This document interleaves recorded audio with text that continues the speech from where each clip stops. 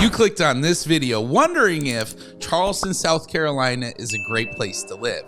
And if you've ever contemplated the idea of residing in Charleston, South Carolina, this comprehensive rundown will lay out all the advantages and drawbacks that you absolutely need to be aware of. Welcome back, everyone. As always, I'm Ryan McHugh, your trusted neighborhood expert and Charleston realtor on YouTube, the original OGs. Today, we're delving into the pros and cons of residing in the greater Charleston region. Let's dive right in, beginning with the positives. At the very top of the list, and the reason why most people don't want to move here or do want to move here, is the weather, specifically the pleasantly mild winters we have. I do not miss shoveling snow. That's one thing that I will be more than happy to say. I do not miss that one bit. As I'm recording this video, beginning of January, the temperature outside is a comfortable 65 degrees. And I'm dressed in a polo shirt and shorts. I mean, it's absolutely amazing. Like, I don't understand what's keeping you in the snow. For some of my friends, it's the Buffalo Bills, let's be honest. And I don't know what they're drinking, what kind of Kool-Aid it is, but guys, you don't have to shovel snow the rest of your life. It's okay to leave that behind. But the weather is the leading factor on why you should consider contemplating Charleston. It's not just today though, it's throughout the week. We've experienced temperatures in the 70s. We're blessed with around 230 plus days of sunshine annually. While it's true that you'll hear people mention the hot and humid summers, this is common throughout the Southeast. The trade-off of mild winters and pleasant spring and fall seasons truly outweighs the hot and humid aspects of the summer. Let's discuss another aspect that perfectly complements the great weather: the beaches. Oh, I love the beaches. The Charleston area boasts 5 primary beaches, and I'll discuss one slightly secluded beach a little bit further on. Out of the 5 main beaches from north to south, we have the Isle of Palms, Sullivan's Island, Folly Beach, Kiowa Island, and Seabrook Island. I know, a lot of islands. Among these, the first 3 are open to the public, while Kiowa and Seabrook are in gated communities, but Kiowa, a beach walker, has a public park within the county park system. So again, you get that county parks pass, you'll be able to go there free of charge and park. Venturing further south, if you're interested in less crowded, more private beaches. So if you're somebody that's like, hey, I like to be at a more secluded beach, well, consider visiting Edisto Island, just south of Charleston. While you might find some tourists there, it's far less crowded compared to Isle of Palms, Sullivan's Island, or even Folly Beach. And take it from me, I love Folly Beach. Like, I really do. There's the county park section. That is the place if you have kids. Like, don't even go anywhere else. Go there, because you're going to be able to have your kids clean and changed out of those clothes and not bringing any sand into your car. It's really amazing. Maintaining the focus on outdoor attractions, let's turn to our attention to the parks and recreation. Not the TV show, to be confused. Charleston's county park system is a source of pride that even Leslie Knope would be pretty impressed by, I would say. The system comprises 33 parks encompassing current and future projects. Many of these parks have an admission fee of approximately $2 a person. However, there's a gold pass available for purchase priced at $90 a year. So if you're a resident, you get to use this gold pass and go to all the county parks for frizzle. That's for free. This pass grants access to the main parks and includes beach parking lots that might otherwise cost $15 to $20 on weekends. So think about that. Every time you go to the beach, you park $15 to $20, and you're complaining about $90 gold pass. Like, you're gonna save money over the year if you use it. Pass truly offers great value, allowing you to explore Charleston's offerings all year round. Now, when contemplating a move to the new location, motivations often stem from either work or leisure.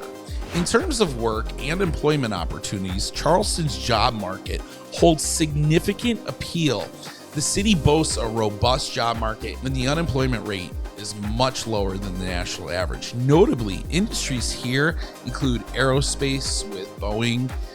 You've also got their North Charleston Defense and Joint Base Charleston, and the Naval Weapons Station, and an upcoming large Coast Guard base to be stationed right here in Charleston many years to come. They're going to expand on that.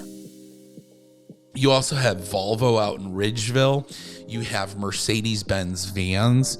You got Google, Amazon. It's just, there's so many. And Volvo's Ridgeville plant is going to be exciting because they're actually going to be building electric cars there, the batteries, the frames, and they're going to have a whole campus of production.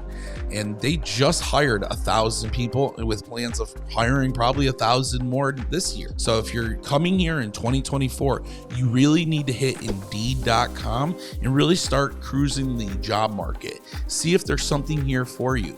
But maybe you're transferring here with a job, and that's also great. Along with Volvo, Redwood Materials is an electric vehicle battery recycling operation. They're also adding a substantial number of jobs over the next several years. The EV market is just crazy right now. Everybody's using batteries for everything, off the grid, cars, you name it. Rounding out the pros, we come to an aspect I've touched on in various videos because of its significance, but let's talk about it. It's property taxes. South Carolina, including Charleston, ranking among the top 10 states with the lowest property taxes. On average, primary residence property taxes amount to approximately 0.52% of the home's assessed value. It's worth noting that the secondary homes or investment properties face tripled due to the different property assessment regulations. So when you buy a home here, everybody is going to be assessed at the 6% rate. And then once you prove your residency here, you prove, hey guys, listen, I really live here. I've got the electric bill, my vehicles are registered, I've changed over my voting card. At that time, you can then go ahead and apply for that 4% residency rate. So within the first year of living, you'll want to complete that because taxes come in the rears here, and at the end of the year, you'll go to pay your taxes, and they're gonna be a lot higher. Or maybe your bank was just accumulating enough for that 4% rate. You don't want them to be a deficit and then have them pay that out because they will, and then they're gonna charge you for it. So something to surely consider. Additionally, primary residents are exempt from school operating taxes. These factors together present a compelling case for individuals considering a move, particularly those relocating from higher cost regions like the Northeast or way out west, California. I know if you're from California, you're listening to this, you're going, yeah, we should move there. Taxes, we're paying like $40,000 a year in taxes. I had one person call me, and this was ridiculous. He's like, Ryan, I have my house and then I have a rental property. I was like, oh, okay, what is your what are your taxes on your home? And he says right around $22,000 a year. I'm like, do you live in a mansion? He's like, no. He goes, we live in a nice neighborhood, but it's traditional, 4-bedroom, 2.5 bath, like nothing spectacular.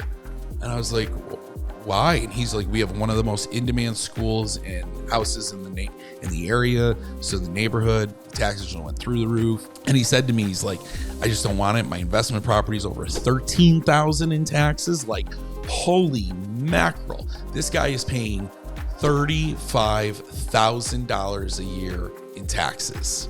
Like, that's crazy to me. All right, we're going to transition to the less favorable aspects and some of the cons.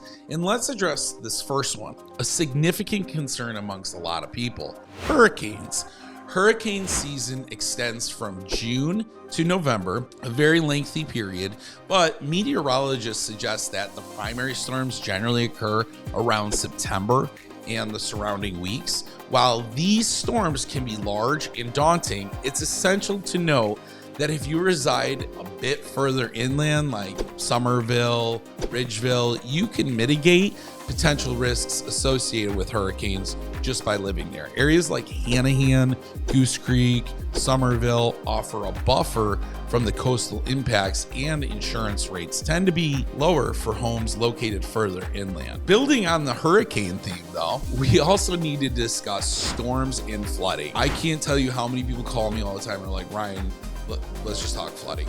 Flooding in particular is a common concern among those considering relocating to Charleston because, well, the entire region is considered and characterized as low-lying terrain, earning its nickname Low Country. Everybody asks me, they're like, why are they called Low Country? I'm like, because we're in the low part of the state. You know, we're in the areas that fall under Zone X, where flood insurance isn't typically required by mortgage lenders, but it's essential to be aware that you are in a specific flood zone designation.